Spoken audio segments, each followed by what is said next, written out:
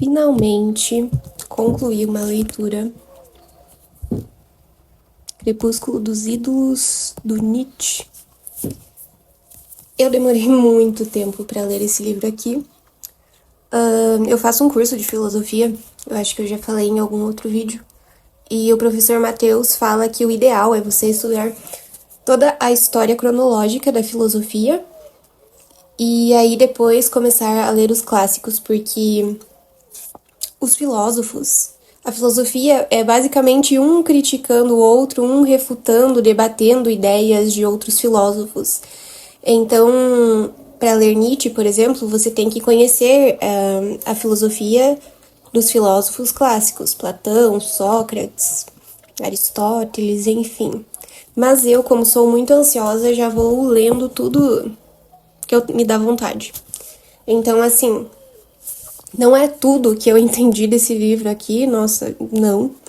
Nietzsche eu considero um dos filósofos mais difíceis, por isso que eu demorei tanto assim para ler esse livro. E é claro, eu dei algumas pausas nesse tempo, mas acredito que eu devo ter demorado uns 7 meses para concluir essa leitura, que aí eu pausei em alguns momentos, li outros livros, concluí outras leituras. Mas enfim, sobre o que se trata esse livro aqui? Em Crepúsculo dos Ídolos, o Nietzsche, ele quer desmascarar ídolos ocos. E o que seriam esses ídolos? Seriam essas verdades absolutas que nós, seres humanos, temos. Então, ídolos aqui nesse livro é principalmente a moral tradicional, as religiões. Ele critica principalmente o cristianismo, os filósofos clássicos, Sócrates e Platão, Aristóteles. Ele critica, então, tudo isso que é visto como verdade absoluta. E qual que é a ideia do Nietzsche? A gente filosofar com o martelo. E o que seria esse filosofar com o martelo? É igual quando um médico pega um martelinho e bate no joelho do paciente, dá pra imaginar assim. Então a gente vai pegar esse martelo e vai dar batidinhas nesses ídolos, na moral tradicional, nas religiões, e a gente vai auscultar se esses ídolos são ocos, se eles vão poder ser quebrados e descartados para dar lugar, espaço a novas coisas na nossa vida, ou se esses ídolos são sólidos, se eles possuem verdade, eles podem permanecer na nossa vida. Então, é basicamente essa a ideia central desse livro aqui. Eu vou ter uma conversinha com a aluna para ela parar de ler. Já volto. Mas assim, uma ideia errônea que às vezes as pessoas têm, que Nietzsche é aquele que apenas destrói valores, destrói a moral tradicional, destrói as religiões, mas filosofar com o martelo não é exatamente isso. É você expor ideias contraditórias, ideias ambíguas, você descartar essas não-verdades e abrir espaço para o novo. Então, filosofar com o martelo seria você não acreditar e não dar espaço na sua vida para falsas verdades, só porque elas são tradicionais, porque elas são bonitas ou porque elas geram algum tipo de conforto. Então, é essa a ideia central do filosofar com o martelo. E assim, tem muitas coisas interessantes nesse livro aqui. Mas é claro que às vezes o Nietzsche ele se perde no personagem. Eu já falei em algum outro vídeo que ele é um dos meus filósofos favoritos, dos poucos, né, que eu li até hoje. Eu não sou, uma grande leitora de filosofia, tô bem no início dessa jornada. Mas o Nietzsche é um dos filósofos que eu mais gosto, mas ao mesmo tempo eu tenho muitas críticas à filosofia dele, alguns pensamentos dele. Igual eu acabei de falar, muitas vezes eu sinto que ele se perde um pouco no personagem. Ele chega a ser até meio caricato em alguns momentos. E tem uma passagem aqui que ele fala sobre o casamento, que eu quero conversar com vocês sobre isso e vincular um pouquinho a vida amorosa do Nietzsche que o professor Alain de Botton expõe nesse livro aqui. Tá lá na página 93. Ele tá falando, na verdade, ele tá fazendo uma crítica à modernidade, não ao casamento em si. Mas aí, essa crítica à modernidade engloba o casamento. E ele diz o seguinte sobre: é visível o quanto o casamento moderno perdeu toda a racionalidade. No entanto, isso não se constitui em nenhuma objeção contra o casamento, mas sim contra a modernidade. A razão do casamento, ela consistia em sua insolubilidade por princípio. Com isso, ele recebia uma ênfase que sabia se fazer ouvir perante o acaso do sentimento, da paixão e do instante. O casamento consistia na responsabilidade da família pela escolha dos cônjuges. Com a crescente indulgência em favor do casamento por amor, praticamente se eliminaram os fundamentos do casamento, aquilo que, por princípio, faz dele uma instituição. Uma instituição nunca e jamais se funda numa idiosincrasia. Não se funda o casamento, como se disse, no amor. Ele é fundado, então, no instinto sexual, no instinto de posse da mulher, a mulher e o filho como posse, no instinto de domínio que continuamente organiza a forma mínima de domínio, a família, e necessita de filhos e herdeiros, a fim de manter também fisiologicamente unas dimensões já alcançadas de poder, influência e riqueza. O casamento moderno perdeu o sentido por ele acontecer na modernidade, principalmente por conta do amor. Então, por consequência, ele tem sido abolido. Cara, pobre do Nietzsche. É por isso que ele morreu sozinho, não conseguiu conquistar as mocinhas que ele tanto amava. Cara, a filosofia que me perdoe, assim, vocês sabem o quanto eu amo filosofia. Tá, assim, no top 10 paixões da minha vida. Mas a filosofia que me perdoe, Nietzsche que me perdoe. Mas o amor, ele é muito maior do que a filosofia. Falar sobre amor não cabe no campo da filosofia, da racionalidade em excesso. Não adianta, gente. O amor é dos poetas. O amor pertence à poesia. O amor pertence às pessoas de alma sensível. Eu já li alguns trechos como esse, onde os filósofos falam sobre essa questão do amor. E eu li o Banquete, de Platão, onde também é debatido sobre o amor. Vários filósofos se reúnem em um jantar para jantar, beber vinho e discutir sobre o amor. E aí tem a questão de mitos que envolve o amor, e tem toda essa questão mais racional, que a filosofia, como a gente sabe, ela é, diria que 100% racional, racionalidade ao extremo, assim.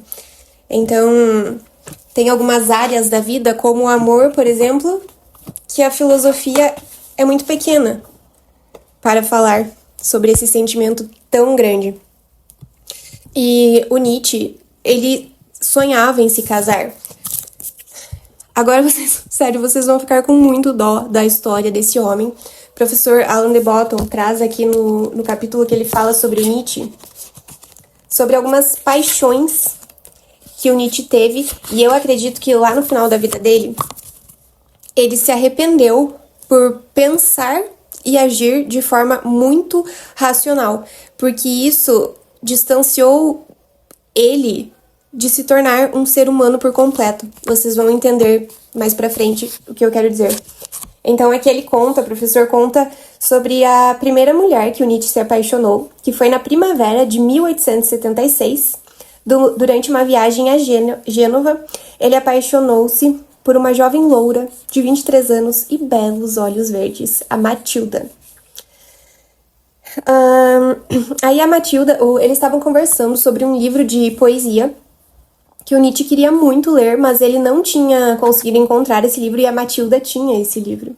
E aí ela falou que ela poderia fazer uma cópia e dar pro Nietzsche de presente. E aí o filósofo, encorajado, convidou a Matilda para fazer um passeio. E aí nesse passeio ela entregou o livro para ele, e aí ele se propôs a tocar piano para ela em um outro dia. E aí ela aceitou, e o Nietzsche foi lá, já tava assim, chonadão na Matilda, foi lá, tocou piano pra ela. E aí, olha o que ele diz pra ela.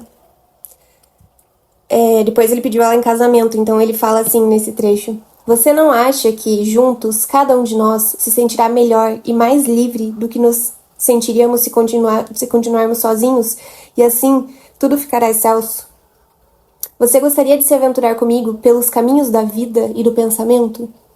Matilda preferiu não se aventurar. E aí o Nietzsche, pobre do Nietzsche, foi rejeitado. Mas assim, ele não desistiu. Ele ainda tinha o desejo de se casar.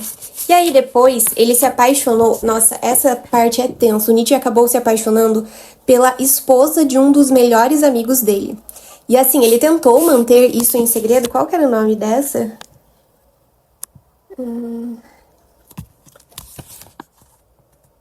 Ai, não lembro o nome dessa mocinha, que era esposa do amigo dele, mas ele ficou, assim, perdidamente apaixonado por ela, e ele tentou disfarçar esse amor, essa paixão ardente que ele sentia. E aí, um dia ele enviou uma carta anônima, digamos assim, e ele assinou a carta como Dioniso. E assim, pelo amor de Deus, o que ele tinha na cabeça assinar como Dioniso? Ele era, assim, apaixonado pelo Dioniso, e aí ele assina como Dioniso. Todo mundo sabia que foi o Nietzsche quem mandou a cartinha pra esposa do colega lá, do amigo. E aí, mais uma vez, ele foi rejeitado. E pela segunda vez sendo rejeitado, é claro que ele ficou triste, assim, ele foi se sentindo não merecedor do amor, digamos assim, sentindo que as pessoas tinham uma certa repulsa por ele. Mas olha isso aqui que ele fala para um amigo dele. Nossa, esse trecho é muito forte. Eu não quero mais ser um solitário. Quero reaprender a ser um ser humano. Ah, quanto a isso, eu tenho praticamente tudo a aprender. Por quê? Por conta da racionalidade em excesso. Gente, não dá pra vida ser 100% racional. E uma vida 100% racional, não tô falando só no campo do amor, mas em todos os campos da vida, torna a vida tediosa, torna a vida morna, muitas vezes torna a vida preto e branco. Tem coisas que não cabem na racionalidade, tem coisas que não é apenas por meio da razão que se explica. Tem tanta coisa nesse mundo que a gente não faz ideia de como funciona, então não é tudo que cabe na razão. E aí é exatamente isso que o Nietzsche falou. Por que ele nunca se sentiu um ser humano? E ele achava que ele tinha que praticamente aprender tudo sobre ser um ser humano. Porque não tem como ser um ser humano apenas feito por meio da razão. É o caminho do meio, razão e sensibilidade. Enfim, aí o Nietzsche se apaixonou pela esposa do amigo. Foi descoberto, né, porque o bobo assinou como Dioniso, todo mundo sabia que era ele. E aí depois ele se apaixonou por uma outra mocinha. Será que é a Lou já? Aí depois o Nietzsche se apaixonou pela Lou. Ela era uma mulher que... Ela era apaixonadíssima pela filosofia do Nietzsche, pelos pensamentos do Nietzsche. E aí o Nietzsche pensou, ó, tá aí minha chance de me casar, de me tornar um pouco mais como um ser humano, de experienciar o amor. E aí eles saíram algumas vezes, mas infelizmente a Lou estava interessada apenas na filosofia do Nietzsche, no Nietzsche como pensador, não no Nietzsche como um marido, um esposo. E aí, mais uma vez, o Nietzsche foi rejeitado. E aí, que dó, gente. Aí, depois disso, ele entrou... O professor conta aqui que o Nietzsche entrou em uma depressão bem profunda, assim. E aí, palavras do próprio Nietzsche aqui. Minha insegurança agora é imensa. Tudo que me chega aos ouvidos me faz pensar que as pessoas me desprezam. Ai... Gente, é muito triste. Enfim, aí depois que ele foi rejeitado essa terceira vez pela Lou, por uma mulher que era apaixonada pela filosofia dele, pelos pensamentos dele, ele acabou entrando em uma crise depressiva e se fechou cada vez mais. A professora Alan de Botton conta que o Nietzsche sempre foi uma pessoa mais reclusa, principalmente também por conta da sua timidez. Então ele se arriscou essas 3 vezes e ele foi rejeitado nessas 3 vezes. E é óbvio que isso acabou gerando vários traumas no coitado.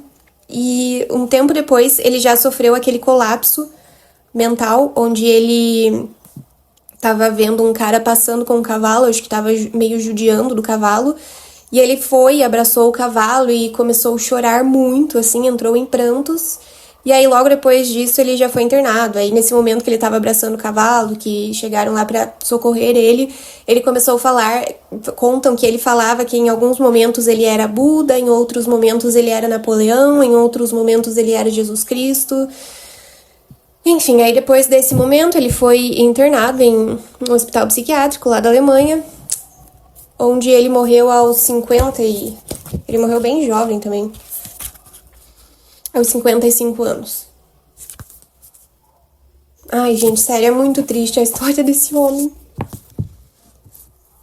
E é exatamente isso que eu penso, isso que eu falei pra vocês, que para se tornar um ser humano não tem como se tornar apenas em cima da razão, querer racionalizar tudo.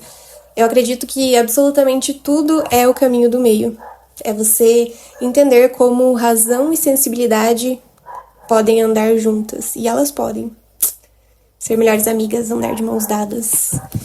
Vocês já conheciam essa história do Nietzsche? Dos amores do Nietzsche? Com certeza eu vou precisar reler esse livro. Agora eu não sei se eu vou ler Além do Bem e do Mal ou Assim Falou Zaratustra, mas assim, estou até com certo receio porque esse livro aqui achei bem difícil, então não sei agora se eu espero mais um pouco para ler algum desses dois ou se eu já me jogo de cabeça e seja o que Deus quiser. Com certeza terei que fazer depois outras leituras. O professor Matheus também sempre dá a dica de quando você vai pegar um livro de filosofia para ler, você lê a primeira vez rápido. Você não fica parando a cada conceito ali que você não sabe e fica pesquisando. Você faz uma leitura corrida e aí logo que você termina, você já inicia a segunda leitura de forma mais profunda, parando, pensando, refletindo sobre. Então, eu não sei, talvez eu devesse já recomeçar essa leitura aqui. Não sei, veremos. Mas estou mega feliz que terminei uma leitura depois de muito tempo. E agora que eu terminei essa, já quero começar a reler O Homem e Seus Símbolos, do Jung. Estou muito animada para ler esse livro. E depois eu vou para tipos psicológicos, que é bem difícil, mas eu vou, seja o que Deus quiser. Eu sou capaz de entender. Vou dar meu couro para entender aquele livro enorme.